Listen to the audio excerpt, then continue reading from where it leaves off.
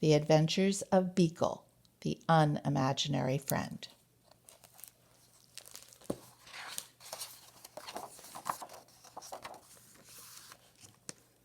He was born on an island far away, where imaginary friends were created. Here they lived and played, each eagerly waiting to be imagined by a real child.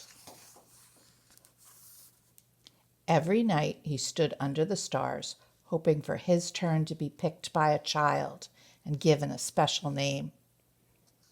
He waited for many nights, but his turn never came. His mind filled with thoughts of all the amazing things that were keeping his friend from imagining him. So, rather than waiting, he did the unimaginable. He sailed through unknown waters and faced many scary things. But thinking about his friend gave him the courage to journey on until he reached the real world. There he is. The real world was a strange place. No kids were eating cake. No one stopped to hear the music, and everyone needed nap time. Then he finally saw something familiar, so he followed. He had a good feeling about this place, but he looked everywhere and he could not find his friend.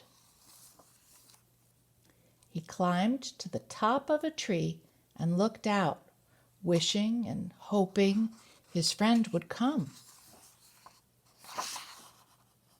But no one came. He thought about how far he'd come and how long he'd waited, and he felt very sad. And then he heard a noise below. "Hello?"